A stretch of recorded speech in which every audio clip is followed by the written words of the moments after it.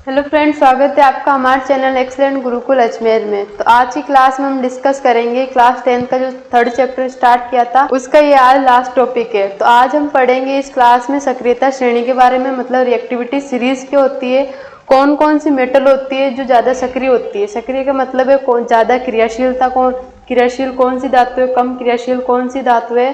तो वो जब अलग अलग धातु आ जाती है तो पता नहीं चलता। जैसे सोडियम होता है जो क्या होता है, वो ज़्यादा क्रियाशील होता है। और दूसरी बात अपन ने करी थी, जो सिल्वर और जो सोना होता है गोल्ड, वो कम क्रियाशील होता है। सबसे कम क्रियाशील सोना और सिल्वर ही होता है, जो किसी से रिएक्शन नहीं करता है, किसी से क्रिया नहीं करता है।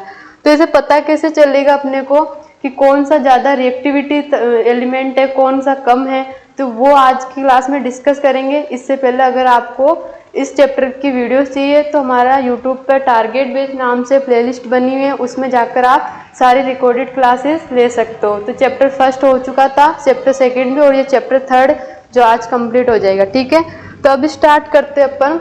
इस सक्रियता श्रेणी होती क्या है? तो सक्रियता श्रेणी होती है, उसमें क्या होता है कि जो कोई मेटल है, कोई मेटल वो दूसरी जो अम्ल हुआ या फिर वायु हुई, जैसे ऑक्सीजन या फिर जल H2 के साथ कैसे रिएक्शन कर रही है, क्या उसका बिहेवियर होता है। तो वो जो उससे रिएक्शन कर रही है, मतलब कम क्रियाशील या ज्यादा क्रियाशील, वो कैसे पता चलेगा? वो पता चलता है सक्रियता श्रेणी, मतलब कि उसकी सीरीज में अवरोही क्रम बताएंगे कि जिसमें बढ़ता हुआ क्रम, घटता हुआ क्रम, ये सब होता है।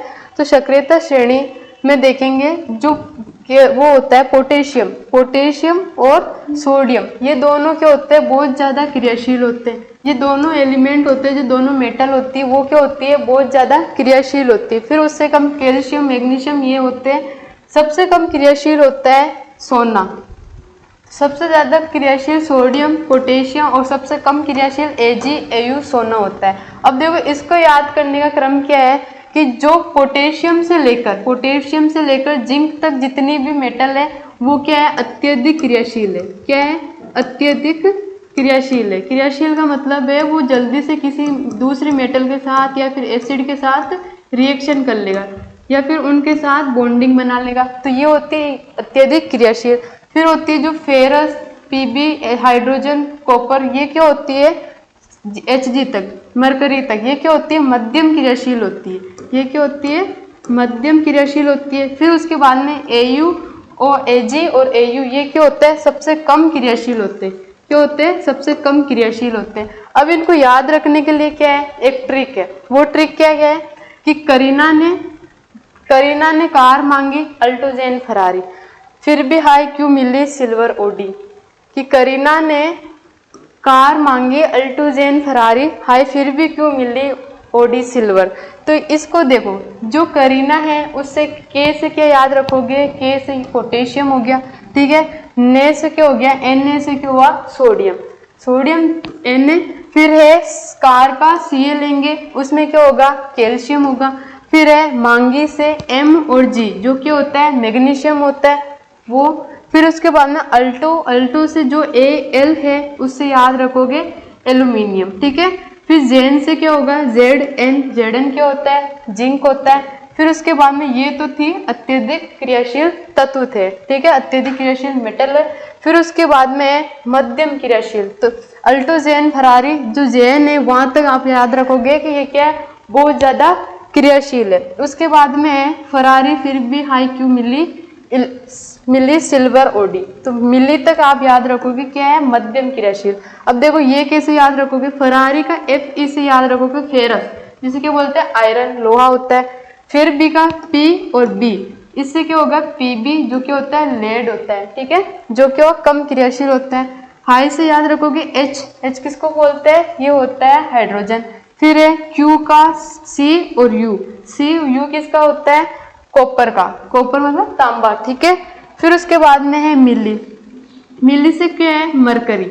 अब जो पारा होता है जिसका ये होता है Hg, जिसे क्या बोलते हैं, पारा बोलते हैं, या फिर इसको क्या बोलते हैं, मरकरी बोलते हैं। इसलिए यहाँ पर मिली से क्या लिखा मैंने, मरकरी, जिसका दूसरा नाम है पारा, और उसका जो सिंबल है वो क्या है, Hg है, ठीक है।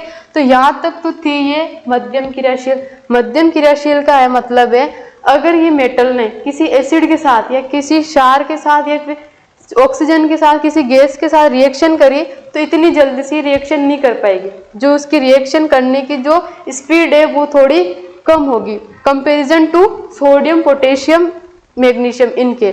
फिर उसके बाद में जो है Ag, Au है, सिल्वर और गोल्ड, जो क्या होता है बहुत कम क्रियाशील होते हैं। जब अपन ने रिएक्शन पढ़ी थी तो ये ना तो किसी एसिड के साथ रिएक्शन कर रहा था, ना किसी जल के साथ रिएक्शन कर रहा था, ना किसी क्षार के साथ रिएक्शन कर रहा था।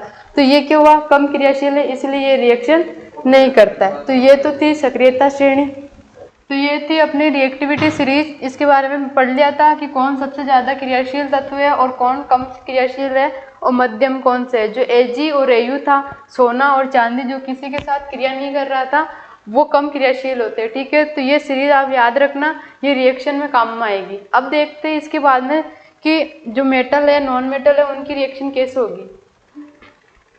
अब है कि धातु और अधातु के साथ अभिक्रिया। जो धातु है और अधातु है वो आपस में कैसे अभिक्रिया करेगी। तो अधिकतर जो धातु होती है वो क्या बनाती है, धनायन बनाती है, और कुछ धातुएं जो अधातु होती है वो क्या बनाती है, नेगेटिव चार्ज बनाती है। देखो ये नेगेटिव और पॉजिटिव चार्ज कैसे बन रहा है। जब कोई धातु या फिर कोई भी तत्व है जो परमाणु है वो क्या करेगा, अपने इलेक्ट्रॉन लूज करेगा, किसी को इलेक्ट्रॉन दान देगा।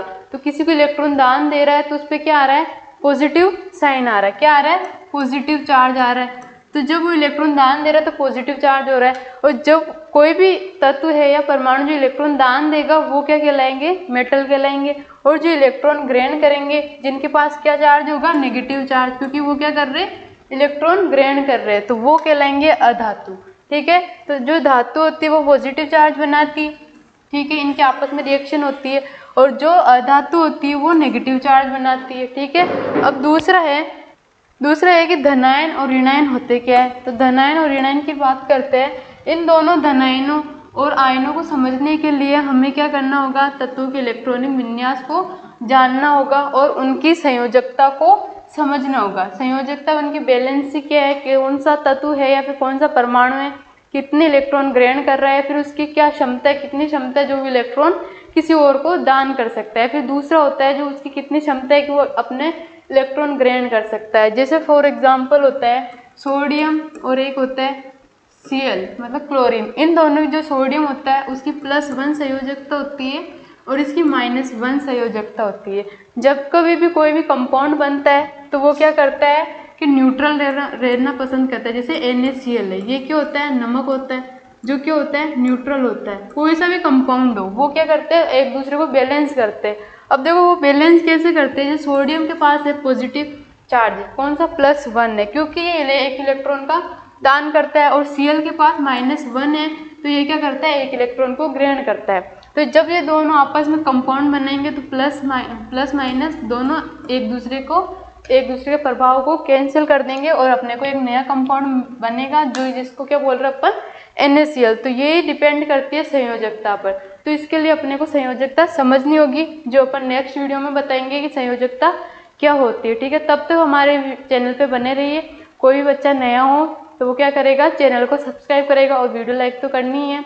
और आपको इससे पहले की वीडियोस भी अगर आपने नहीं देखी तो चैनल पर अपलोड है, वो आप जाकर देख लेना। अगर कोई भी डाउट आपके मन में हो तो वो कमेंट बॉक्स में लिख के बताओ। Thank you.